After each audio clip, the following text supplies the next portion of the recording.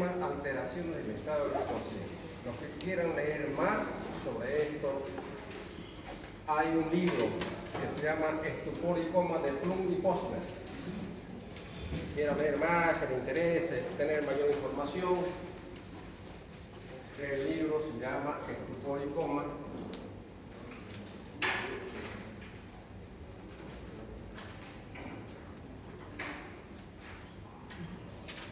de Plum y Posner.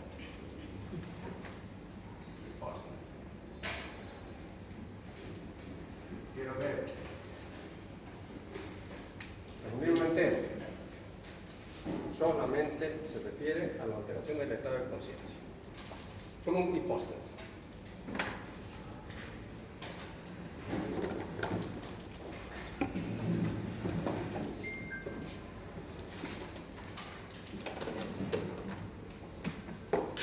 Bien, estimados estudiantes, empezamos nuestra aula entonces. Vamos a borrar esto para que no haya interferencia.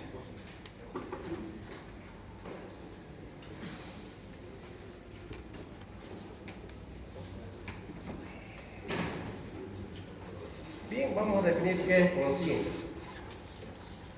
Conciencia, como ustedes han llevado ya en una materia probablemente, es un proceso fisiológico en el cual el individuo mantiene un estado de alerta. ¿Qué es alerta? Estar despierto, con los ojos abiertos, con pleno conocimiento de sí mismo y del entorno, para decir que se da cuenta quién es y quién lo rodea.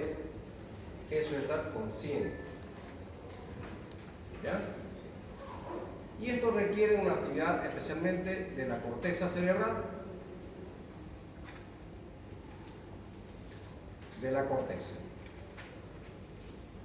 y del sistema reticular activador ascendente, que es el que nos mantiene despiertos, en estado de alerta. O sea que los dos funcionan en forma cinética, la vía directa o indirecta. Por ejemplo, la atención, lo que ustedes están siguiendo esta clase, depende especialmente de la corteza prefrontal, que es el área motora, que estamos atentos a cualquier cosa que estamos escuchando o viendo, ¿verdad? Cuando sea la televisión. La corteza cingulada, que está en el lóbulo temporal, las emociones. Y la corteza parietal, las sensaciones, todo lo sensitivo.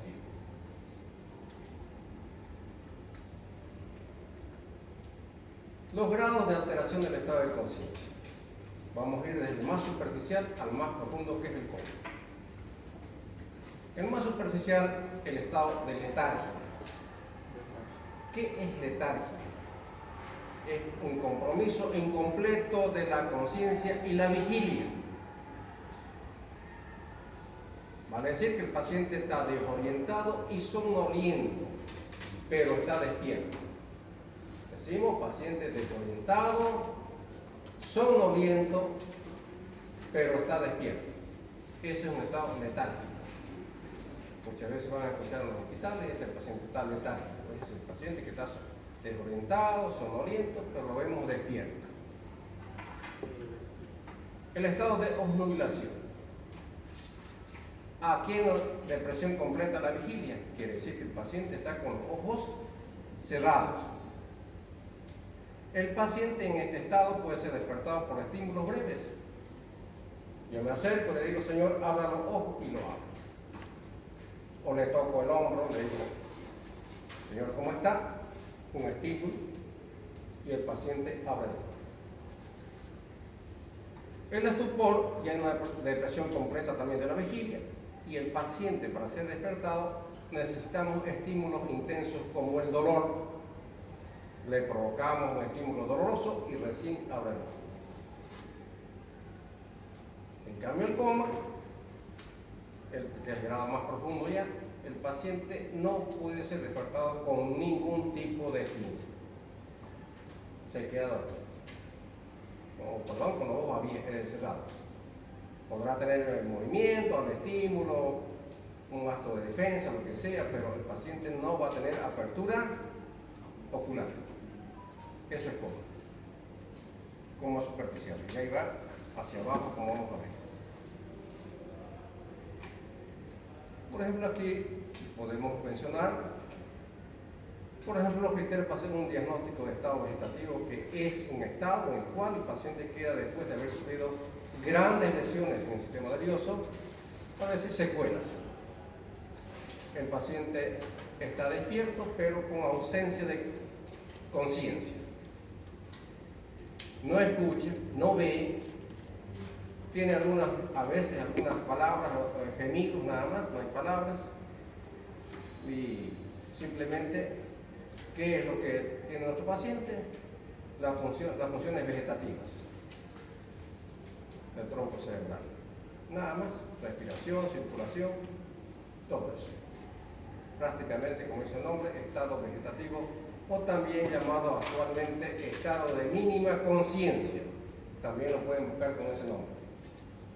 Estado de mínima conciencia. Repito, son pacientes que han quedado con secuelas neurológicas graves, postrados en una cama, y que pueden vivir muchos años, depende de los cuidados que le dé el centro hospitalario o la familia.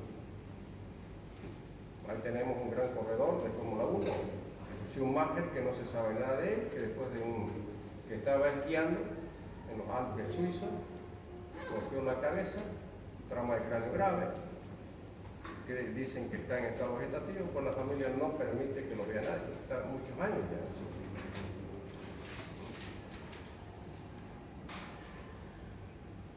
Y nuevamente la escala de Glasgow-Collins. Ya hablamos de la clase, pero vamos a volver a repetir las veces que sea necesario para que cuando estemos frente a un paciente, que esto de uso práctico en los hospitales lo vamos a utilizar en el internado y probablemente que también cuando ya ejerzan la profesión. Nos ayuda a valorar los 3 parámetros que ya conocemos: la apertura ocular, la respuesta verbal y la respuesta motora.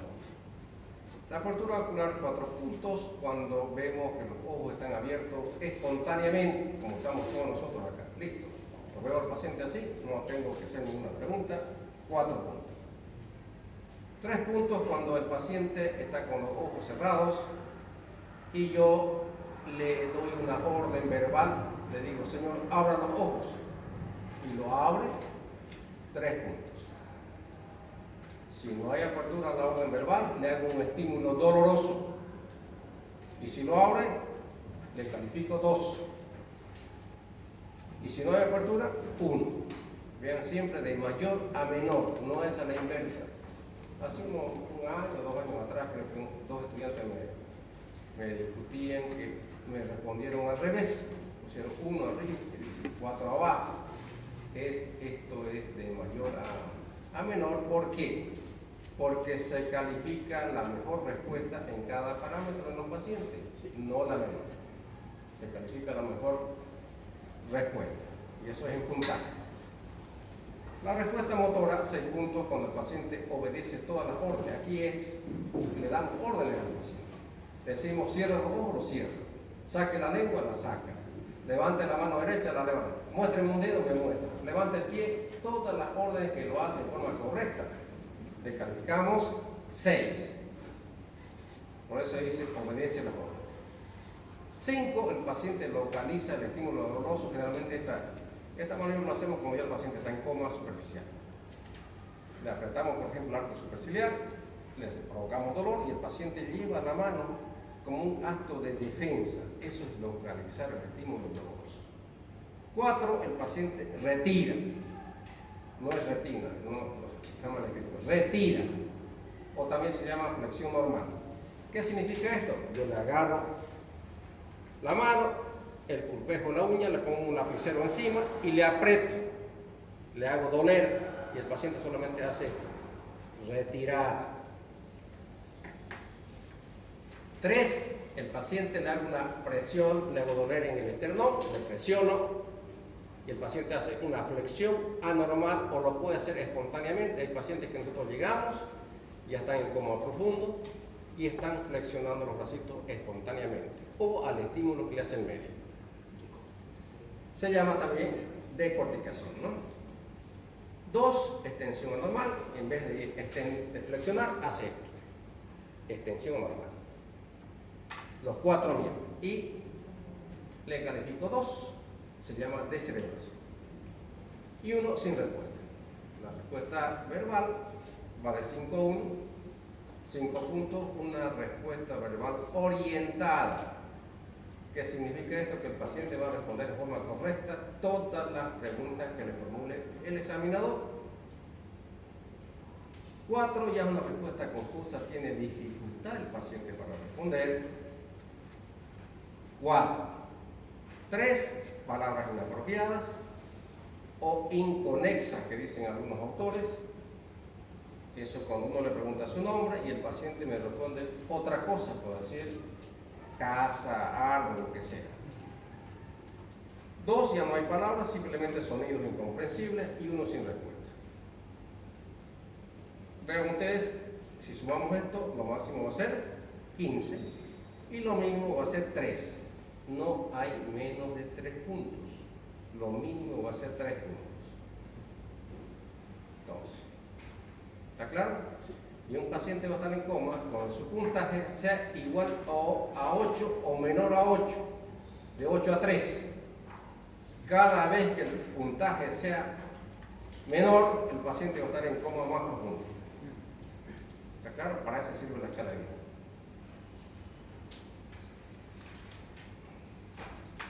Vamos a comparar aquí lo que es una bombilla, un foco para nosotros que tenemos allá, dándonos luz, y el switch, que es el interruptor, que cuando lo prendemos, vamos a comparar que la bombilla son los hemisferios cerebrales, donde está la corteza, y el switch, el interruptor.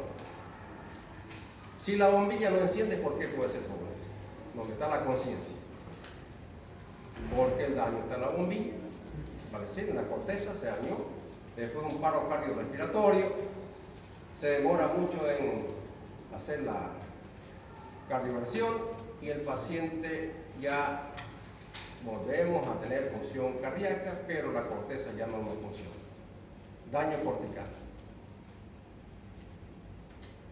O el daño puede estar en el switch, que no manda el estímulo, en el interruptor. O el daño puede estar en ambos. Es lo que acontece en los daños del sistema nervioso. Las causas o la etiología para que un paciente tenga alteraciones del estado de conciencia, tenemos los traumatismos craneoencefálicos en todas las edades. Es la primera causa de muerte en personas jóvenes, por si acaso, según la OMS, en todo el mundo. Primera causa de muerte en personas jóvenes. La tercera causa de muerte en todas las edades. Vean ustedes que es una patología muy frecuente en los traumatismos de cráneo, que se ve en todos los hospitales del mundo, inclusive en los recién nacidos. A los que sean obstetras, probablemente tengan problemas también. Las infecciones, como células en piema o los abscesos, las enfermedades vasculares, que son muy frecuentes, tanto hemorrágicas como isquémicas, lo vamos a ver, lo estamos viendo en los hospitales, y ya con ustedes, con su práctica, los que están asistiendo, estamos viendo pacientes con ACV hemorrágico. Las hidrocefalias, los tumores, en todas las edades también. Esas son las causas estructurales, o también llamadas orgánicas. Las causas no estructurales tenemos ahí todas las encefalopatías, hipóxicas isquémicas, una parada cardiorrespiratoria, por ejemplo, un shock, una arritmia cardíaca, una asfixia neonatal, que se ve eso en los recién nacidos, una insuficiencia respiratoria, muy frecuente en estos tiempos de pandemia que hemos tenido, no hace mucho, y seguimos teniendo, porque no se ha ido la enfermedad, convivimos con ella todavía, a pesar de las vacunas. Las infecciones, que vamos a llevar un tema de esto, el sistema nervioso, como son la meningitis o las encefalitis, de las diferentes causas, ya sean bacterianas o virales. Las encefalopatías hipertensivas, muy frecuentes después de los 40 años, ven en pacientes de ambos sexos. Las metabolopatías, también frecuentes. Endocrinopatías, intoxicaciones, que también a veces nos llegan. Convulsiones, que vamos a llevar un tema exclusivo, lo que es la epilepsia. Y otras como el golpe de calor, la hipertermia maligna y la electrocución, que es frecuente acá en nuestro medio. pacientes que se trabaja a veces en medios que están expuestos a cables que no están protegidos y bueno, no llegan a ser los hospitales, ¿no? Después de una descarga eléctrica. Y psicólogo.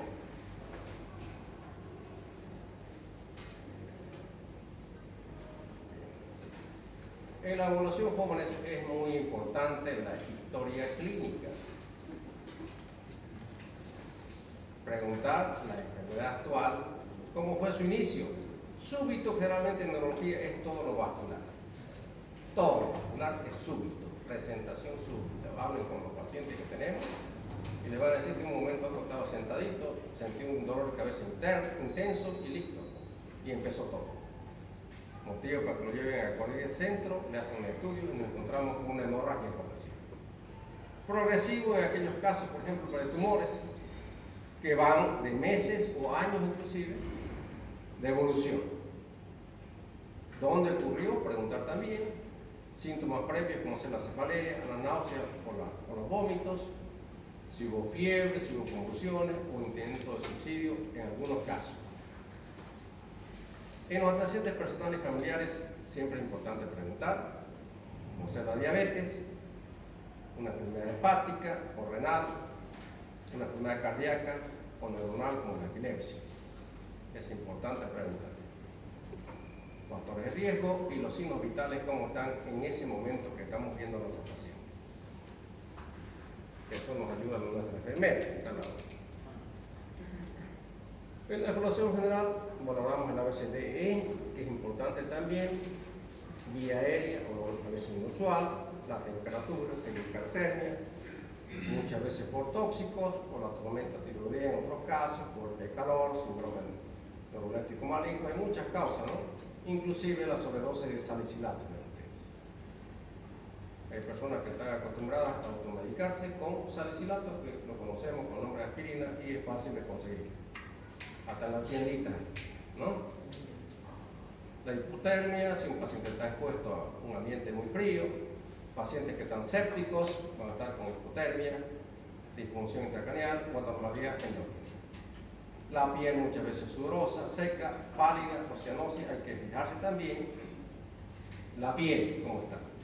O a veces encontramos signos de venopunción en pacientes que se drogan, ¿no? ¿No es cierto? Drogas que tienen para pincharse, drogadictos. La evaluación general empezamos en la cabeza, cuello, boca, tórax, abdomen y miembros. A veces encontramos signos de trauma, como que vamos a llevar un tema exclusivo de trauma, como ser el signo de Bateman, que no es nada más que la equimosis de la mastoide, detrás de la oreja. Equimótica. O los ojos de mapache, los ojos completamente equimóticos. O los hematomas en el cráneo.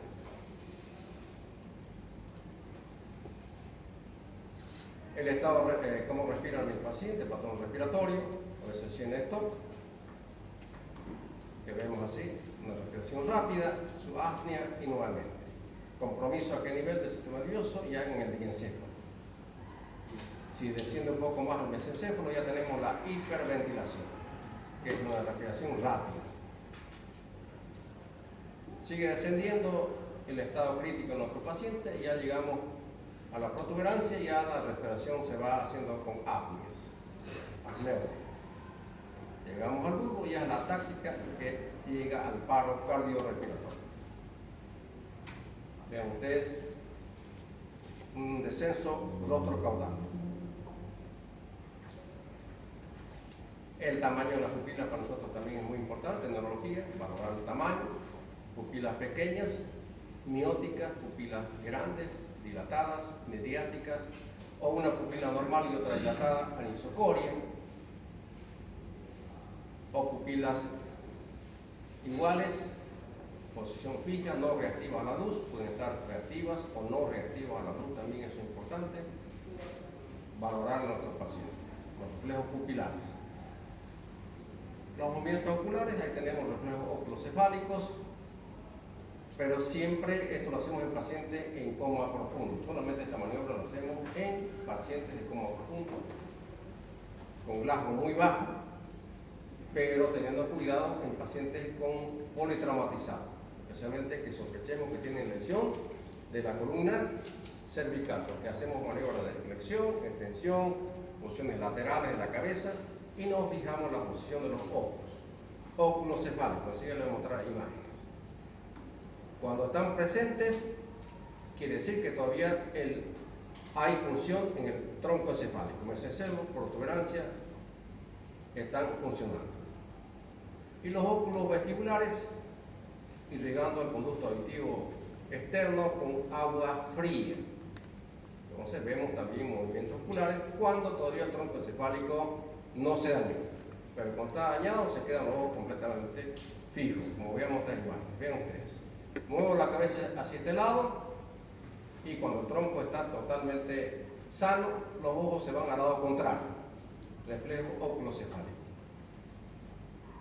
Muevo al otro lado y los ojos se van al otro lado. Pero si está dañado, ven, por más que lo mueva a todos los lados, los ojos no se van a mover, se quedan fijos. Daño tronco encefálico.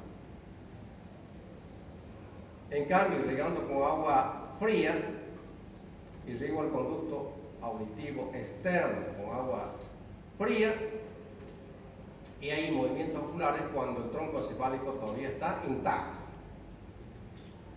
Pero si el tronco encefálico se dañó, los ojos van a quedar igual, completamente fijos, no se mueven. Esta prueba se la hace en pacientes, repito, que están en coma profundo,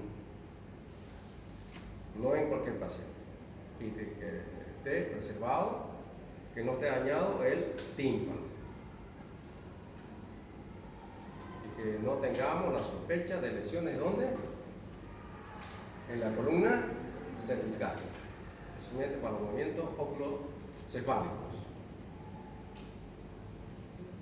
Los reflejos corneales se los toman en la córnea con un pedacito de algodón limpio o una gasa, tocamos la parte anterior del ojo que es la córnea. Provocamos un estímulo doloroso porque la córnea está inervada. ¿Por qué par craneal, jóvenes?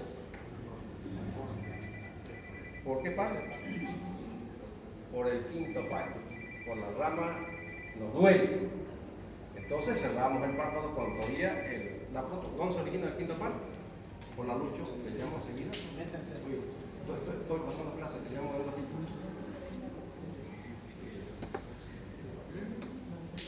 El quinto par, la rama oftálmica, inerva la córnea. Por consiguiente, si nos toca, ¿qué va a pasar? Duele. Entonces cerramos, hacemos el parpadeo cuando algo nos molesta en el ojo, ¿verdad? Sí, la córnea. Pero cuando hay daño, especialmente a nivel de la protuberancia, donde se origina este par craneal, ya no hay el reflejo corneal. Está ausente. Cerramos los ojos, ¿por qué? Gracias a qué músculo orbicular inervado por el séptimo par. Y la rama sensitiva que nos va a provocar dolor es el quinto, no el tercero, el quinto par. La rama oftálmica. La posición de los ojos. Muy importante también, a veces encontramos movimientos erráticos que se están moviendo en forma espontánea. Eso a veces vemos ojos fijos cuando hay afectación, ya lo vimos en las pruebas del tronco cerebral. En algunas lesiones de los hemisferios hay desviación conjugada que llamamos de la cabeza y los ojos, especialmente en ciertas áreas, por ejemplo el área ocular frontal, que cuando hay una lesión destructiva en esa área, el paciente mira su lesión, desvía la cabeza y la boca hacia el lado de la lesión.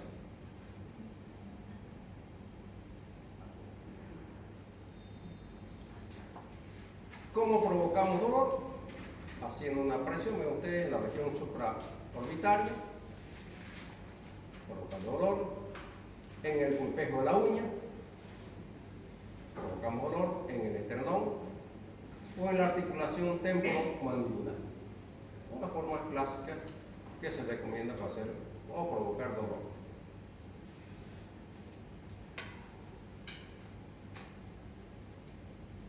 Vean acá qué postura es esta. Si vemos un paciente así, de coordinación. ¿Cuánto significa en la parte motora? 3. No hay respuesta verbal ni respuesta ocular. ¿Cuánto sería su plasma? 5. Usted tiene que sumar. 3 más 1 más 1, 5. En la respuesta motora, ¿cuánto sería? No, pero ¿cuántos puntos en la motora? 2. Más 1 de acá, más 1 de acá, 4 puntos. Un poquito más y llega a 3, donde no va a estar sin ningún reflejo neurológico el paciente. ¿Listo? Para eso nos sirve la escala de Gauss. Y también para dar el pronóstico de nuestro paciente, porque un paciente que esté en este estado, por ejemplo, sea la causa que sea, el pronóstico ya no es bueno, es malo. Por más que sea quirúrgico, usted lo opere, no va a tener buena respuesta, que como operar a un paciente que está con un Glasgow de 8, por ejemplo. Ya no va a ser el resultado del mismo.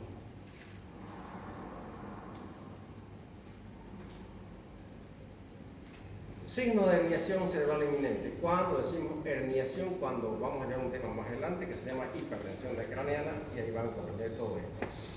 Cuando vemos una pupila dilatada de un lado, listo, se empezó a dilatar la pupila y todo el mundo empieza a moverse y a correr porque dicen este paciente se está herniando.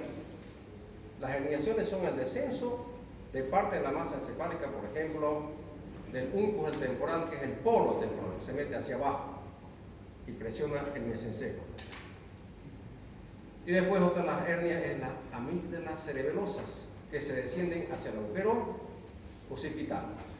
Comprime el bulbo raquídeo y viene la parada cardiorrespiratoria súbita y nos llegamos nosotros a valorar al paciente y ya se enclavó. El paciente está sin ningún tipo de reflejo.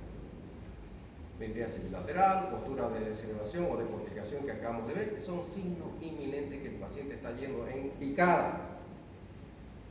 Se está yendo a enclavarse. Si no hacemos nada, se enclava el paciente. Deterioro neurológico, hay que correr cuando el paciente lo vemos con 10 y de pronto llegamos y dice, vamos, lo valoramos con los médicos de emergencia muchas veces y ya está con 8 o está con 7, está así en picada descendiendo la escala de Gauss. Hay que tener mucho cuidado con esos pacientes porque son pacientes críticos que ya están comprometiendo su salud. Y la tríada de Cushing, un paciente que está hipertenso, está con bradicardia y con una respiración irregular. Bradicardia que va al paro cardíaco y la bradismia que va al paro respiratorio. Tríada de Cushing.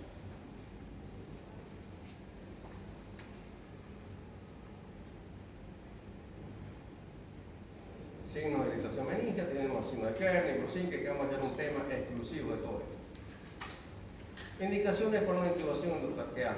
Seguramente esto lo llevan anestesio también, pero bueno, es importante volver a repasarlo en las materias que sean. Cuando hay incapacidad para mantener una vía aérea permeable, cuando hay hipoxemia, cuando la escala de Glasgow esté menor a 9, o que haya ausencia de reflejo nauseoso, faringeo o tuxidemia. Y los signos que acabamos de hablar de herniación cerebral inminente, como son la postura de corticación, descentración, dilatación pupilar, que ya mencionamos. Esos son pacientes graves, críticos, que ustedes lo van a ver porque, por lo menos en el hospital San Juan de Dios, rotan los internos por emergencia y ahí van a ver todo tipo de pacientes que les lleguen. Igual en otros hospitales, ¿no? Todos tienen emergencia hasta los segundos niveles.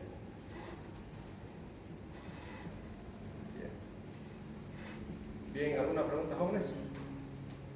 Vamos a pasar al otro tema. Pues vamos a los temas hoy día porque reponiendo la clase anterior.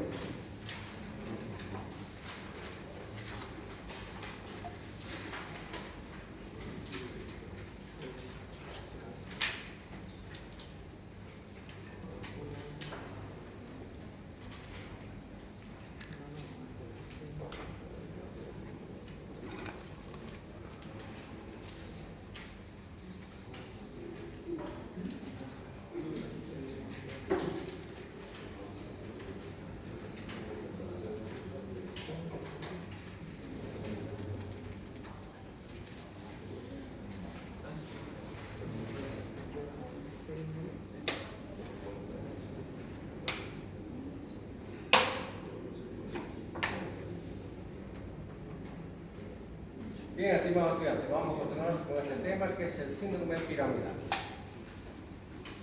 Y el extrapiramidal lo vamos a dejar por la próxima clase, que es muy largo. Vamos a hablar solamente de piramidal. Se llama así porque estamos hablando de la vía piramidal o de la vía motora voluntaria.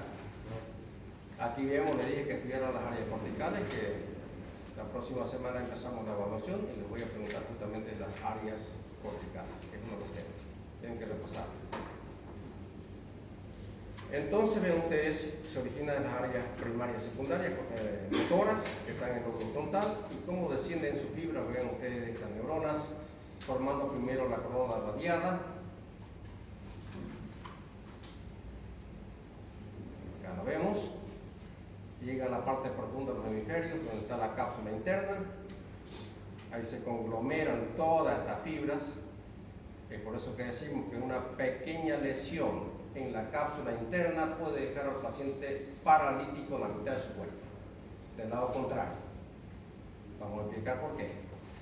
Siguen descendiendo, ven ustedes, pasan por el mesencéfalo, por el pie de los pedúnculos cerebrales, siguen descendiendo, atraviesan la protuberancia y en la parte del bulbo forman las pirámides, de ahí que se llama la vía piramidal.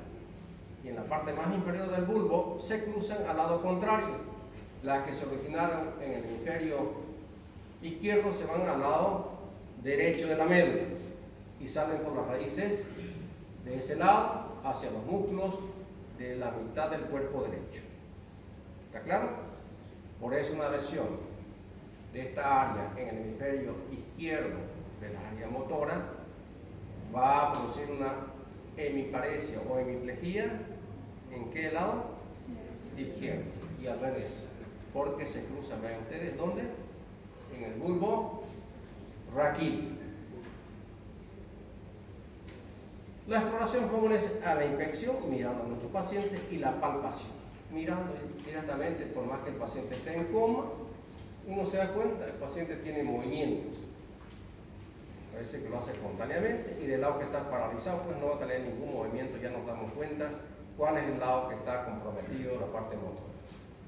La actitud de algunos pacientes que ya han salido de estos cuadros agudos, como lo tiene el bracito o cómo está la pierna, como vamos a mostrar estas imágenes. Vean ustedes cómo camina, haciendo semicírculos. La marcha parética espástica, haciendo semicírculos. Y el bracito a veces flexionado, del lado que está comprometido, que le quedó como una secuela. Y para explorar también tenemos esta prueba o esta maniobra, la maniobra de Mingasini. Le hacemos extender al paciente los bracitos, como ven ahí en esta imagen, y del lado que hay paresia va cayendo lentamente, porque tiene menos fuerza y menos movimiento del lado que está comprometido. El paciente dice, lo siento pesado, el brazo o la pierna. Tenemos dos compromisos en la parte motora, lo que es la paresia y lo que es la plejía. La paresia es cuando hay distinción de la fuerza muscular y el movimiento. Ahí es donde hace una navaja. Y la plejía es donde no hay movimiento. Le digo, levante la mano, no mueve ni un músculo. No hay fuerza ni movimiento. Por eso es. Hemiparesia, lo vamos a anotar para que ustedes tengan mejor. Entonces decimos la paresia y la plejía. Vamos a poner otra imagen.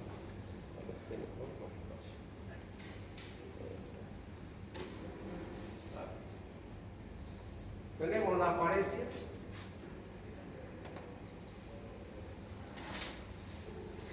y la plejía. Puede ser monoparesia cuando compromete solamente un miembro, por ejemplo, monoparesia braquial. ¿Listo? Monoparesia crural cuando es el miembro inferior. Hemiparesia cuando es la mitad del cuerpo, derecho e izquierdo. Paraparesia o paraplejía solamente para los miembros inferiores. Este término, paraparesia. Paraparesia o paraplejía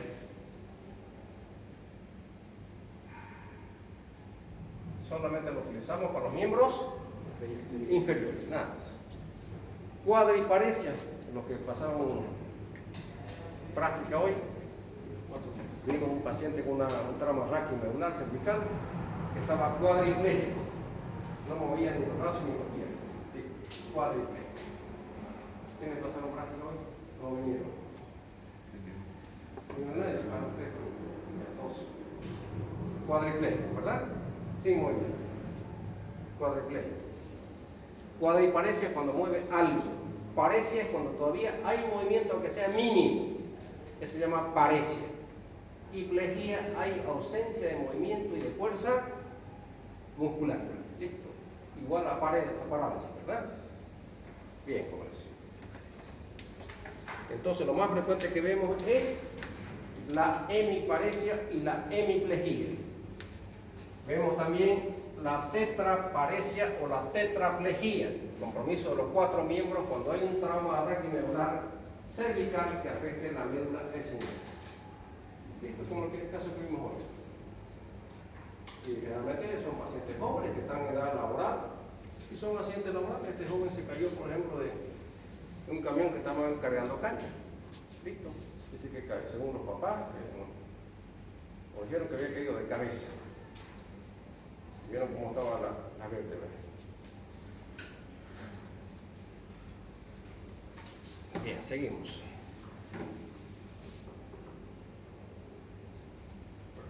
Bueno,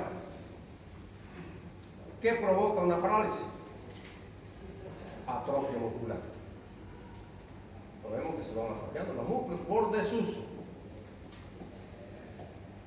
Con el tiempo aumenta el tono muscular, lo que provoca hipertonía.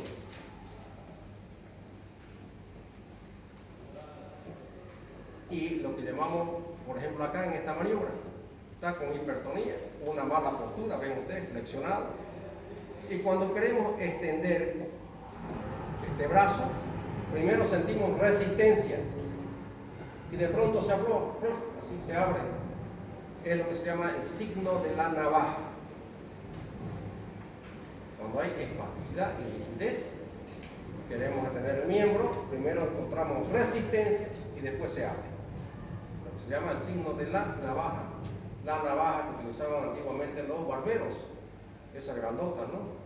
Que vemos en las películas, los cowboys ahí. Ahora ya no se usa eso, ¿no? Todo descartable. Hiperreflexia profunda, tomamos los reflejos aquí osteotendinosos, hay aumento de los reflejos. Hay abolición, los reflejos cutáneos abdominales son 3. Uno a nivel del ombligo, en medio, por encima del ombligo superior y por debajo del ombligo el inferior. Cuando pasamos un objeto romo de la parte medial hacia afuera, generalmente se ve movimientos musculares a ese nivel. Pero en este caso, cuando del lado afectado, no hay reflejos cutáneos abdominales. Queda quietos. Y aparece algo muy importante, el reflejo plantar o también el llamado signo de Babinski. Consiste en estimular la planta del pie del lado afectado, que está con compromiso en la vía piramidal, ya atrás hacia adelante por la parte externa. Vemos cómo el dedo gordo se va hacia atrás. La extensión, eso ya es el signo de Babinski positivo. A veces puede haber el clonus. El clonus, supongamos que esta es el pie del paciente, le presiono. Le hago presión y veo que empieza a temblar. Eso se llama clonus. Y en el miembro superior del lado afectado tenemos un signo que es el signo de Hoffman, igual que el signo de Babinski. ¿En qué consiste? Agarro el dedo medio, le hago como si estuviera pellizcando la uni, le hago esto y saltan los otros dedos. Hoffman positivo. Hoffman.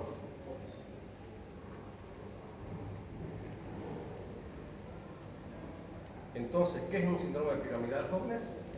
Toda lesión que afecte la neurona motora superior en cualquier punto de su recorrido.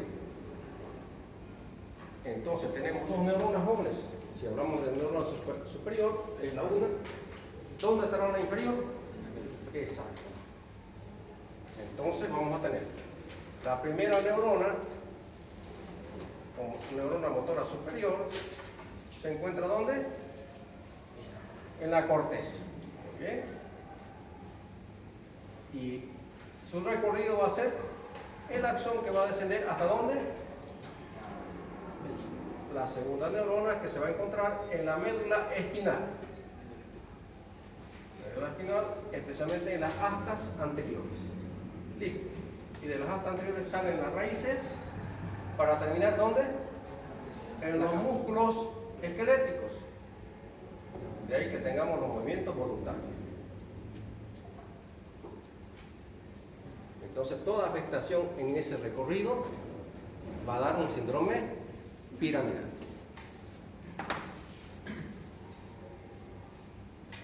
La hemiplegia o hemiparesia. Bórremelo, mi amigo, para que, por favor, lo voy a mandar para que está joven. Después ya no va a ver quién lo mande. Eso, ¿no? Te va a mandar bien. Perfecto. Entonces, dijimos en mitad del cuerpo. Plegía que no hay movimiento en la mitad del cuerpo. Derecho o izquierdo. En mi parecia todavía la parecia hay movimiento, aunque sea mínimo. Pero hay movimiento. Eso es parecia. Esa terminología tienen que ir aprendiendo los jóvenes. ¿Qué es la pérdida de la motilidad voluntaria? Total o parcial. Total, la plegía. Y parcial, la parecia. Compromete todos los músculos del facial, miembro superior, miembro inferior, del lado afectado. Por eso se llama fascio, porque compromete los músculos faciales, pero la mitad inferior. No es como cuando se paraliza el facial periférico. Aquí solamente la mitad inferior de los músculos faciales. Abajo. Cuando decimos que muestre los dientes, solamente la conmoción labial se desvía. Lo demás está bien. Eso es central.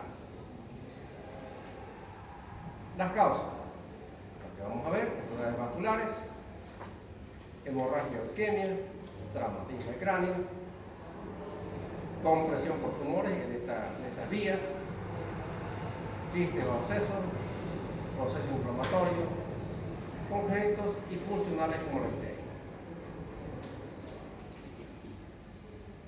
¿Qué querrá decir estos jóvenes? Histeria es un término muy antiguo, son trastornos psicosomáticos, ¿no? Que el paciente simula, sin tener nada orgánico, simula. Y puede estar que no puede mover su brazo, que no puede mover su pierna.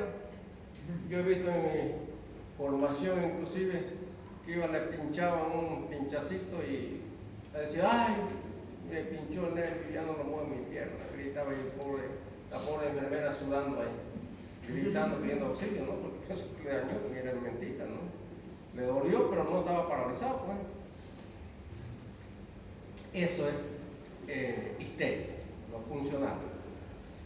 Pero hay casos en los cuales uno se topa, de verdad, con pacientes que simulan que la mitad de su cuerpo no lo mueve. Pero hay una maniobra muy fácil, jóvenes, en esos casos, para darse cuenta si es funcional, como la histeria, o casos psicosomáticos, se agarra el miembro paralizado y se lo lleva a la altura de la cara y se lo suelta ahí. El paciente que tiene daño orgánico se va a caer, ¡pum!, y se va a golpear su cara. El paciente que está simulando lo tira a un lado, no se golpea. Con eso usted se sale tranquilo, llama al psiquiatra y se acabó la vida. ¿Qué maniobra es?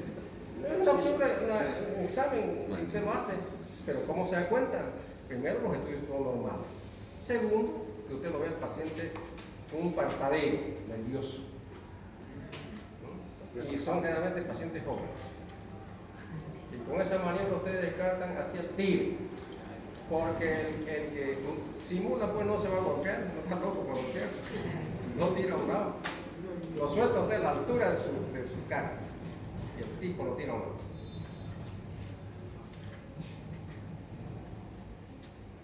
Hemiplegia o hemiparesia.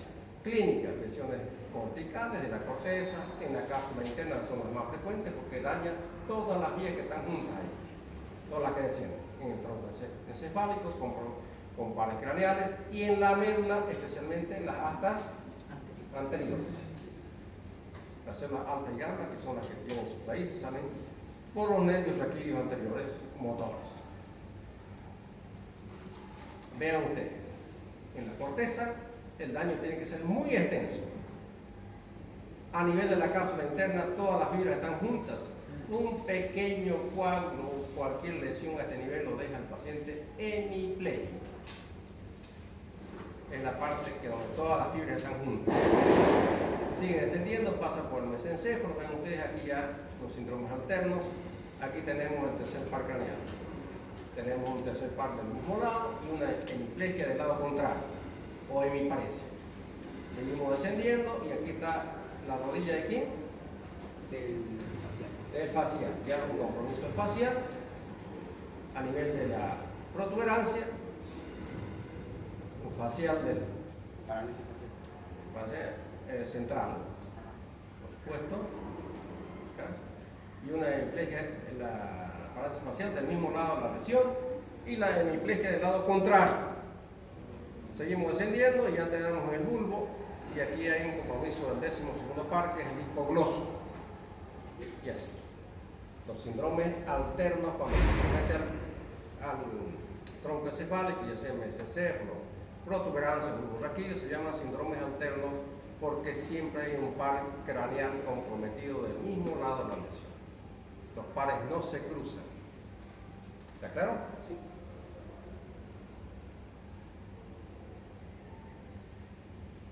Puede haber trastornos sensitivos también, porque las lesiones no son limitadas, son extensas, a veces las hemorragias, los traumatismos no son limitados exclusivamente a las áreas motoras, puede comprometerse con otras áreas también, o de las lesiones de la área de Broca, por ejemplo, con las afasias de Broca o de Wernicke.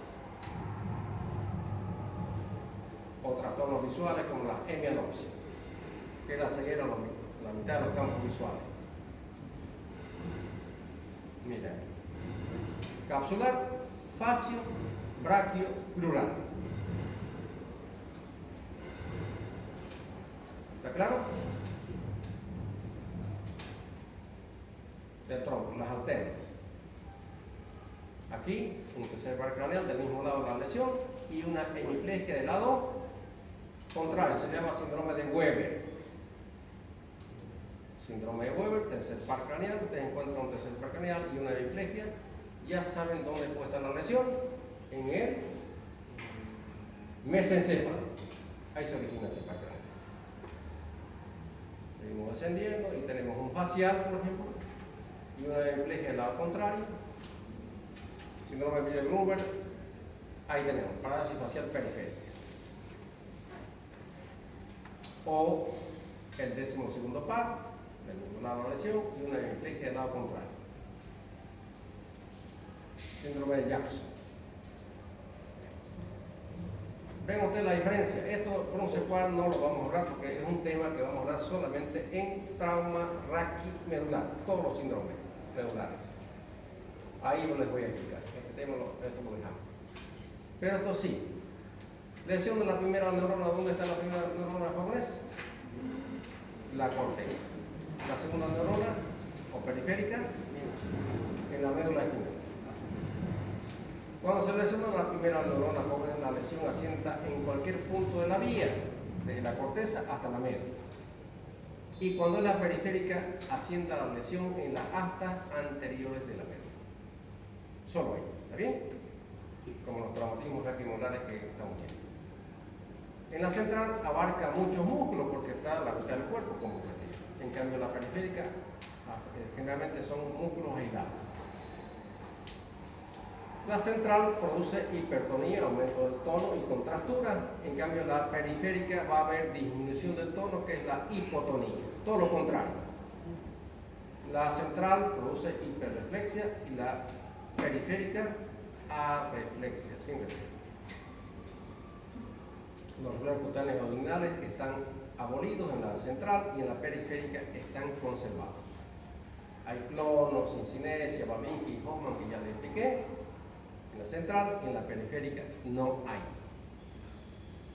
Hay atrofia muscular en la central y en la periférica no hay.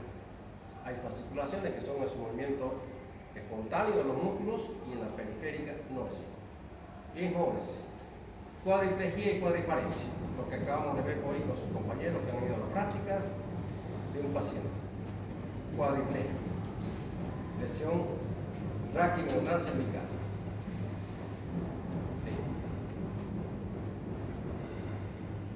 ¿Compromiso de qué? En la médula a nivel cervical. Es flácida, o a veces cuando ha pasado mucho tiempo, espástica.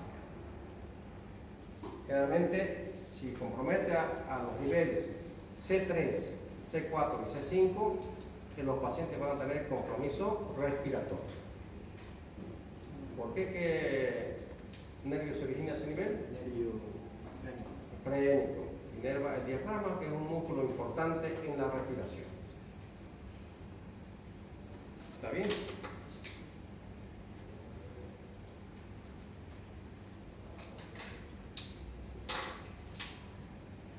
Monoplejía o monoparesia, ya les expliqué, que generalmente son secuelas que se veían antiguamente, especialmente cuando había la polio, secuelas de meningitis o lesiones compresivas de los plexos. La paraplegia, esto sí es un compromiso solo, exclusivo de los miembros inferiores. Las causas son problemas en la columna torácica, por ejemplo, una compresión neural, un trauma raquimeular a nivel torácico o lumbar, lesiones encefálicas, en ancianos, por lo que puede haber. Generalmente son de la media, compresiones torácicas o lumbares, o traumatismo, que es lo más frecuente de ver.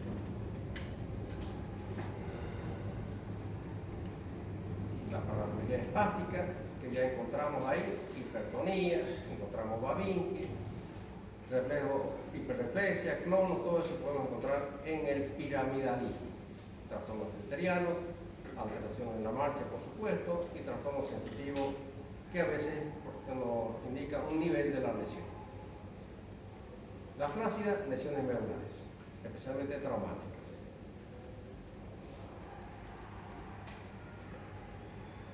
Diagnóstico es clínico, como en la clínica soberana en cualquier especialidad que ustedes hagan. Importantísimo.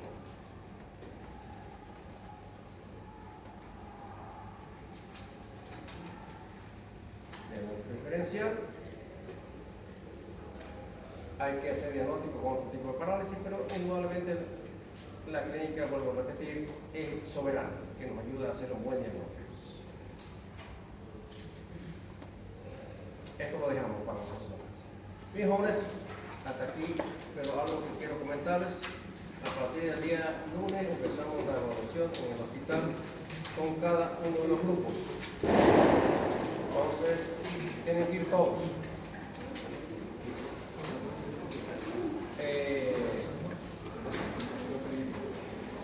Yo voy a publicar, a ver, escuchen, jóvenes, voy a publicar los grupos, cuáles van a ir a la primera hora.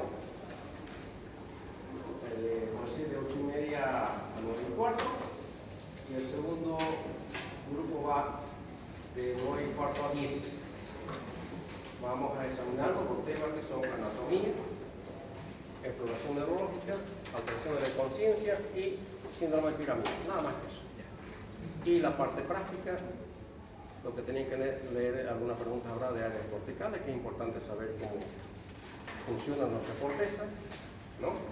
Por lo menos las más importantes, no todas, pero las más importantes, que saber cuándo el paciente tiene afasia, cuándo el paciente tiene alteraciones sensitivas importantes, qué áreas se dañaron, todo eso, ¿ok? ¿Algún comentario, jóvenes? Ahí sale su nota, 15 puntos de práctica y 15 de teoría, se suman los dos y está su nota. Así nos evitamos de que a veces se les puse, yo pido una fecha y siempre ha ocurrido de que no, esa fecha no queremos porque hay examen de otra materia. Aquí no hay ningún problema porque vamos a hacerlo en el hospital, cada uno en su grupo. ¿Estamos? Empezamos el lunes.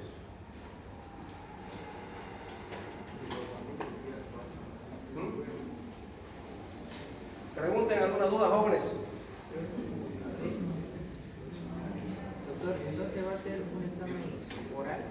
Oral, todo es oral, ya no hay escrito nada. Por eso lo estoy dividiendo en grupo. 1 hora para examinar, o 45 minutos, mejor dicho, para examinar a la mitad del curso del grupo y la otra mitad los que vienen después.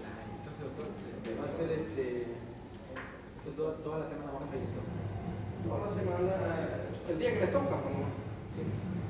El día que les toca. Los que tienen el D1, por decir el lunes, van solo el lunes, dan su examen. Los que les toca el día martes, van el día martes. ¿Cómo hacemos las prácticas normales? El día que les toca, nada más. No tienen que ir toda la semana, porque solamente el día que les toca. ¿Ok? ¿Sí? Usted lo dividió mi grupo en dos. Por eso voy a publicar. Repito, parece que no me